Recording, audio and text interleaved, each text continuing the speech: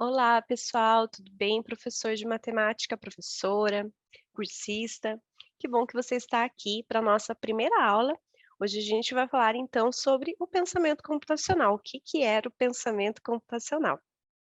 Afinal, você se inscreveu num curso de programação visual, talvez nunca nem ouviu falar no pensamento computacional.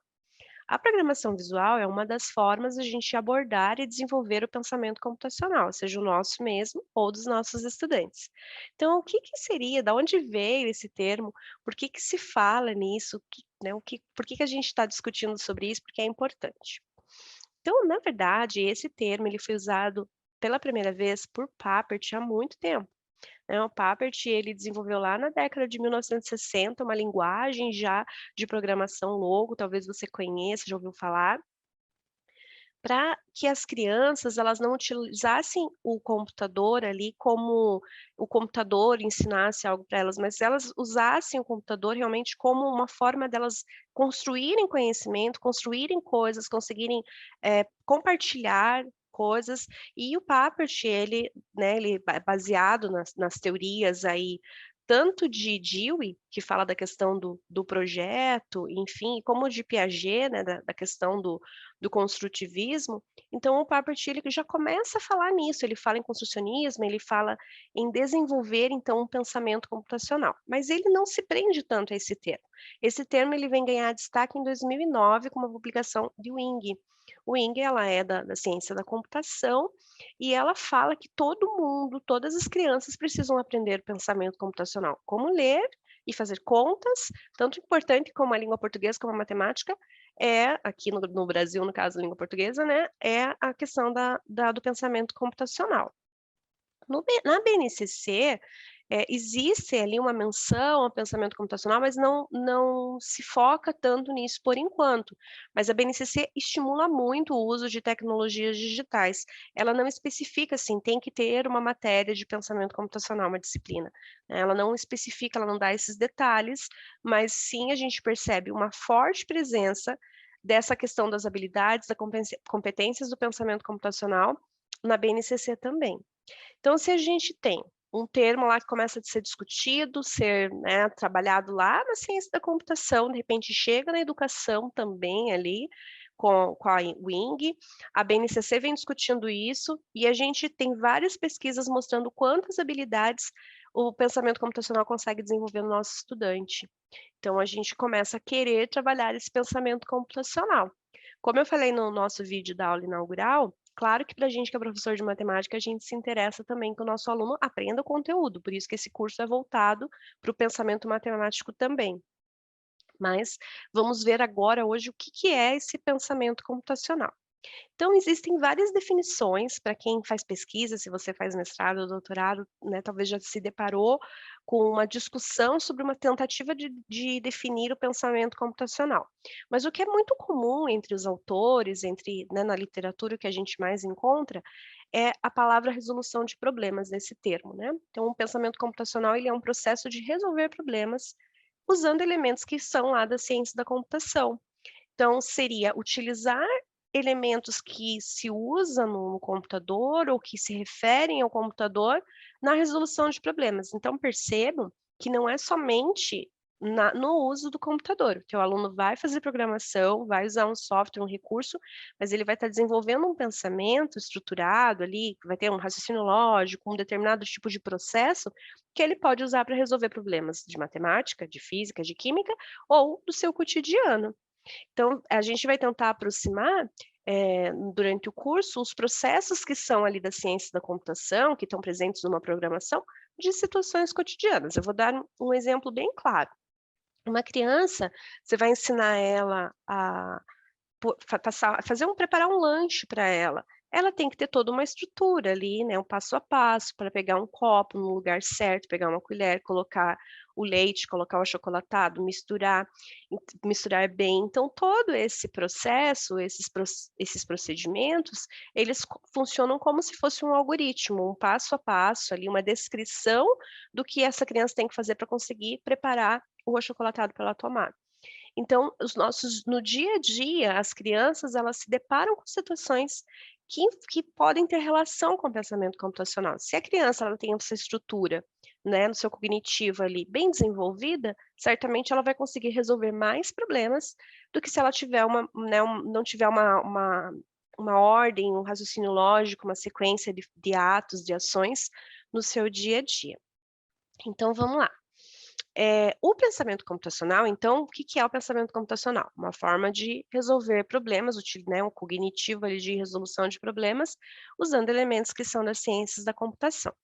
Esse pensamento computacional, ele envolve vários processos diferentes e também, conforme o autor que a gente for ler vai citar alguns processos, enfim, eu acabei de dar um exemplo ali do preparar um achocolatado, mas os que a gente vai utilizar no nosso curso são os 4 principais, são citados por organizações, são citados em vários autores diferentes, que são os 4 pilares, então, desses processos do pensamento computacional: abstração, reconhecimento de padrões, algoritmo e decomposição. A abstração não é a abstração da matemática, é diferente. A abstração, nesse caso, é tirar do problema as partes mais importantes e excluir as demais. Um exemplo que a gente tem é um mapa, que a criança vai analisar, o adolescente vai analisar. Se ele precisa ir de A até B, ele não vai precisar olhar todas as outras partes do mapa. Ele tem que olhar, né, ele tem que abstrair aquilo e analisar somente aquele caminho do A até o B. Então, esse que é o processo de abstração para o pensamento computacional.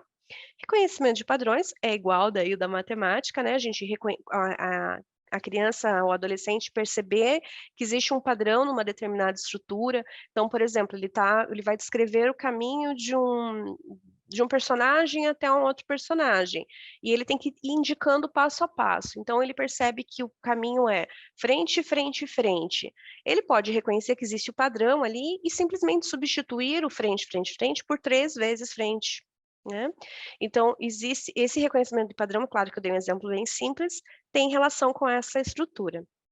O algoritmo é a descrição do passo, do procedimento, que é algo que, por exemplo, eu descrevi ali com relação ao achocolatado, e a decomposição é, às vezes, pegar um problema que está amplo ali, eu não sei resolver, e dividir em partes menores.